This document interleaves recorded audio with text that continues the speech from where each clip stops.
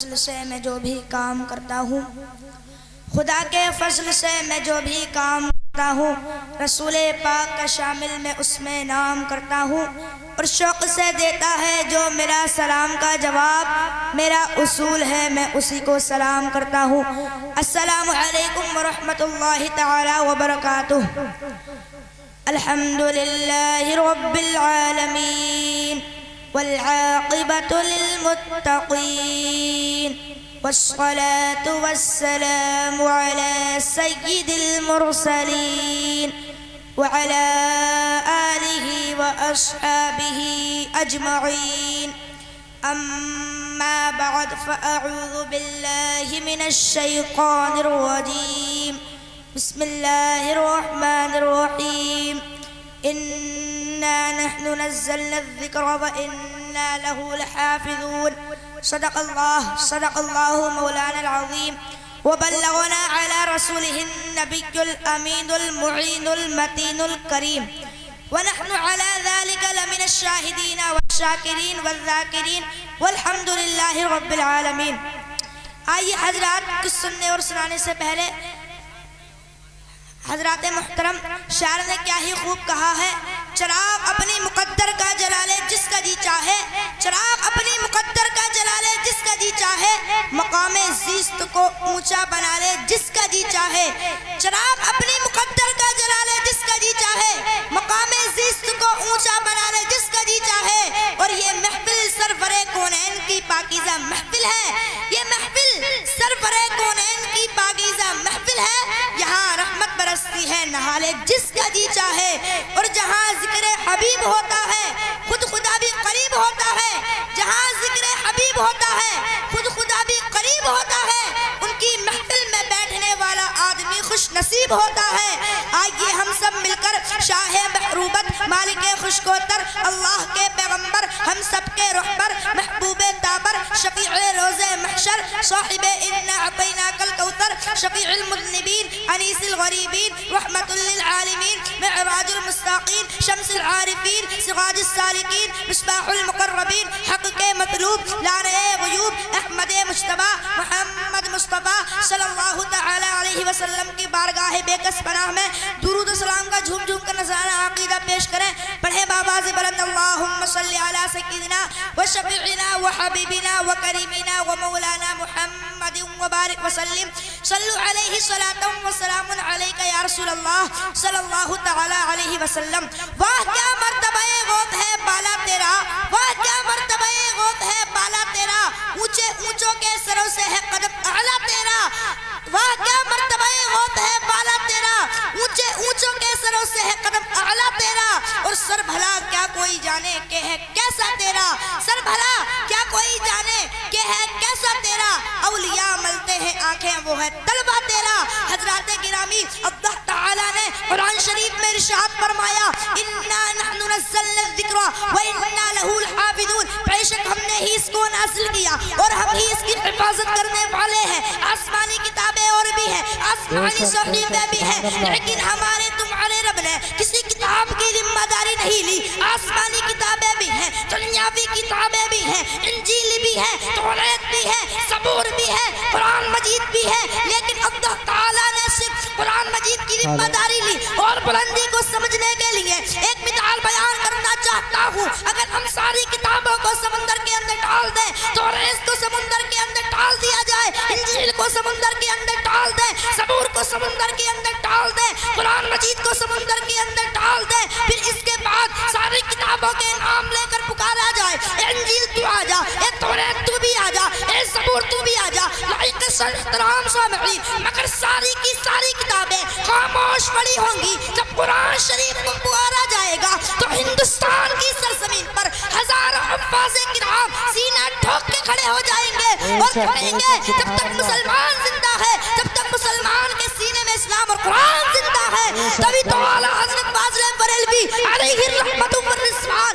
بیان فرماتے ہیں اللہ کی سرتابہ قدم شان ہے یہ، اللہ کی سرتابہ قدم شان ہے یہ، انسان ہی انسان وہ انسان ہے یہ، قرآن تو ایمان بتاتا ہے انہیں، ایمان یہ کہتا ہے میری جان ہے۔ بے شک سبحان اللہ، نعرہ تکبیر۔ نعرہ رسالت، مسلک اعلی حضرت، ذکر شہدائے کربلا، ذکر شہدائے کانفرنس۔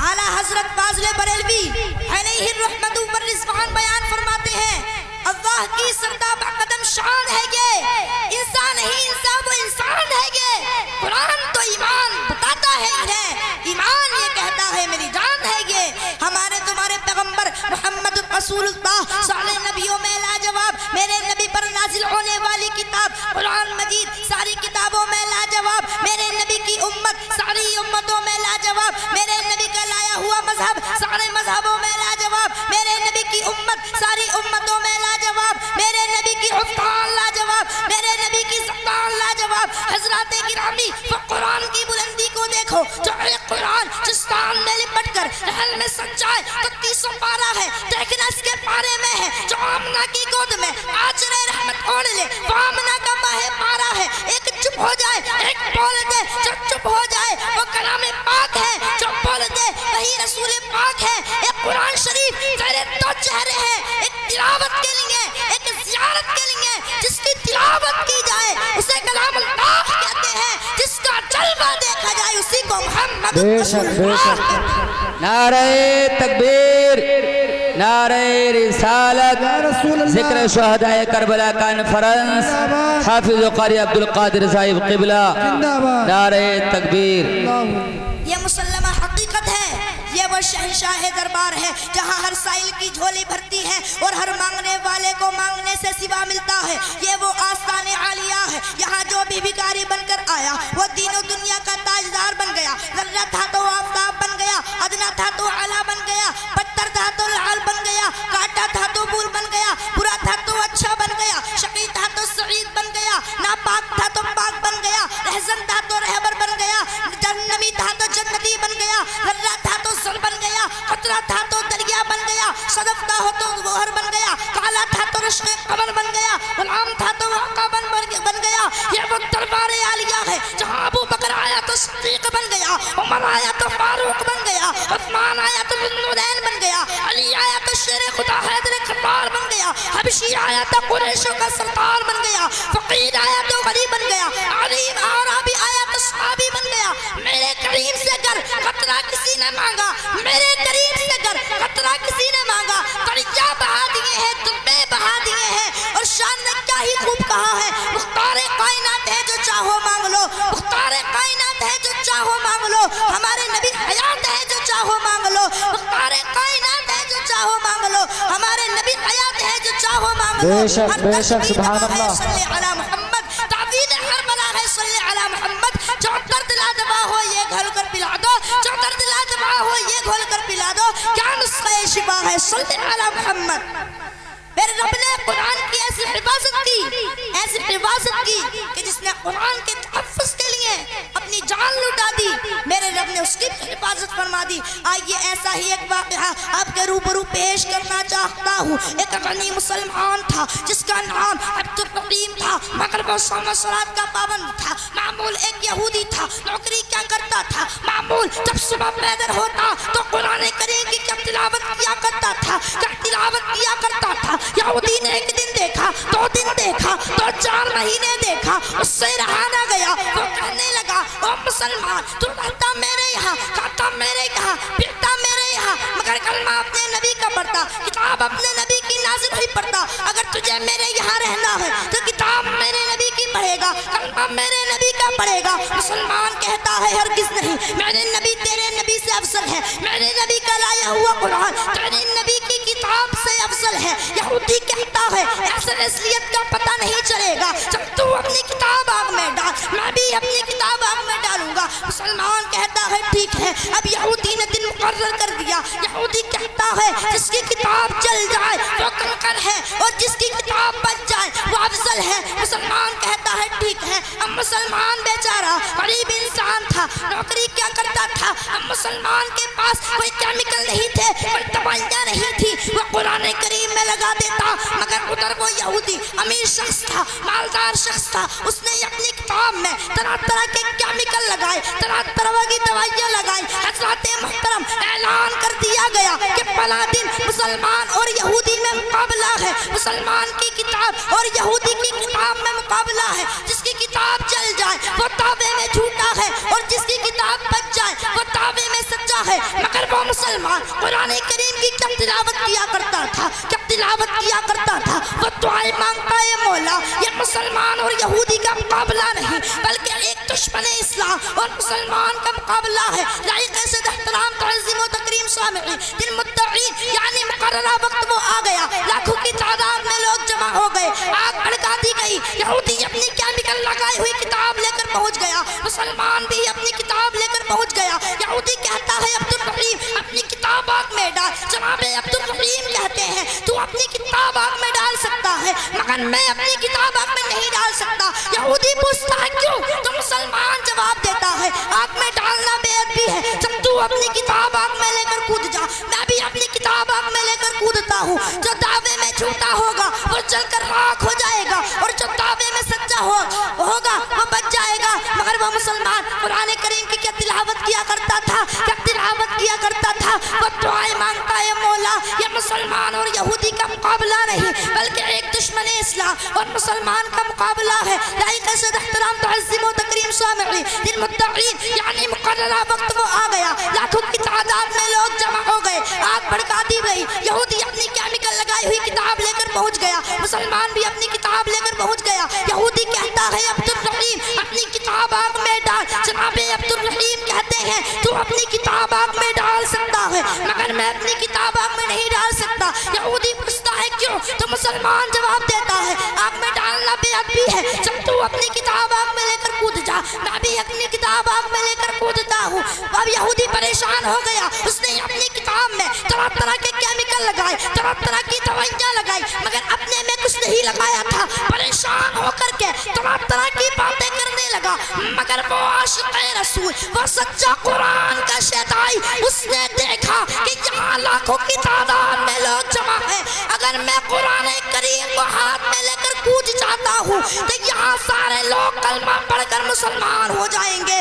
وہ رسول کا دیوانہ وہ قرآن کریم کو ہاتھ میں لے کر چھلانگ لگا دیتا ہے یعنی کود جاتا ہے۔ لوگ سمجھ رہے تھے کہ جل کر راکھ ہو جائے گا، جب دیکھا گیا تو قرآن کریم کی تلاوت کر رہا تھا، پڑھ رہا تھا اِنَّا نَحْنُ نَزَّلْنَا الذِّكْرَ وَإِنَّا لَهُ لَحَافِظُونَ۔ سارے لوگ اسی وقت عبدالرحیم کے ساتھ کلمہ پڑھ کر مسلمان ہو گئے۔ یہ ہے قرآن کی عظمت، یہ ہے قرآن کے احزار۔ اے مسلمان اگر تجھ پر کوئی پریشانی آئے تو قرآن کریم کی تلاوت کر، اگر تو کوئی غم میں مبتلا ہے تو قرآن کریم کی تلاوت کر، اگر تو کوئی بیماری میں مبتلا ہے تو قرآن کریم کی تلاوت کر، اگر عظمت چاہتا ہے تو قرآن کریم کی تلاوت کیا کر، اگر وقار چاہتا ہے تو قرآن کریم کی تلاوت کیا کر، اگر عرش کے تنکڑوں کو سمجھنا چاہتا ہے تو قرآن کریم کی تلاوت کیا کر۔ اسلام کے مقدس شہزادوں پتہ چلا، معلوم ہوا کہ یہ قرآن ہمارے یہاں بھی کامیابی دلاتا ہے، کل آخرت کے دن یہی قرآن ہم سب کو جنت دلائے گا۔ یہی قرآن شکل انسان اللہ تعالیٰ کی بارگاہ میں حاضر ہوگا، اللہ تعالیٰ اس قرآن کو جنت میں جانے کا حکم دے گا مگر یہ قرآن جنت داخل نہیں ہوگا۔ پوچھا جائے گا وہ قرآن جنت داخل کیوں نہیں ہوتا؟ تو قرآن کہے گا اے مولا میں تیرا مقدس کلام ہوں، تیرے بندوں نے مجھے پڑھا، جو مجھے چومتے تھے، جو مجھے اپنی سینے سے لگایا کرتے تھے، جو مجھے چاہتے تھے، جو میری تلاوت کیا کرتے تھے، میں انہیں لے کر جنت میں جاؤں گا۔ تو اللہ تعالیٰ فرمائے گا اے میرے مقدس کلام جو تجھے اجازت ہے، جو تجھے چومتے تھے، جو تجھے اپنے سینے سے لگایا کرتے تھے، جو تجھے چاہتے تھے، جو تیری تلاوت کیا کرتے تھے، جو انہیں لے کر جنت میں چلا جا۔ تو اللہ تو قرآن اپنے چاہنے والوں کو، اپنے چومنے والوں کو، اپنی تلاوت کرنے والوں کو لے کر جنت میں جائے گا۔ جنت کے دروازے کھٹکھٹائے گا تو اندر سے آواز آئی کون؟ تو قرآن کہے گا ان القرآن و معی القاری، یعنی میں قرآن ہوں اور میرے ساتھ میری قاری ہے۔ پھر قرآن اپنے قاریوں کو لے کر جنت میں جائے گا، یہ دروازے انہی کے لیے کھولے جائیں گے۔ اسلام کے مقدس شہزادوں پتہ چلا، معلوم ہوا کہ یہ قرآن ہمارے یہاں بھی رہنمائی فرماتا ہے اور کل بروز قیامت کے دن یہی قرآن ہم سب کو جنت دلائے گا۔ تو ہم سب کو چاہیے کہ ہم خود بھی پڑھیں اور اپنی اولادوں کو بھی پڑھائیں۔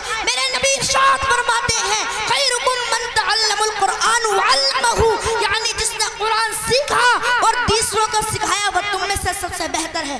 اللہ تعالیٰ کے بارگاہ میں دعا ہے کہ ہم سب کو علم سیکھنے اور سکھانے کی توفیق عطا فرمائے، آمین ثم آمین۔ میں اپنے تقریر کو یہی ختم کرنے کے لیے جا رہا ہوں۔ آخری پیام لو، علی کے سلفقار لو، عمر کا اقتدار لو، حسن کا اعتبار لو، حسین کا شعار لو، وقار لو، قرار لو، مجاہد قطار لو، مثال شاندار لو، قدیم یادگار لو، ابھی تو نوجوان ہو، ابھی تو نوجوان ہو، حتیم کا بتھام لو، بصیرت تمام لو، سلام لو، کلام لو، دلاوری کی جان لو، رضا کا ہاتھ تھام لو، ابھی تو نوجوان ہو، ابھی تو نوجوان ہو۔ آخر دعوانا الحمدللہ رب العالمین۔ السلام علیکم ورحمۃ اللہ تعالی وبرکاتہ۔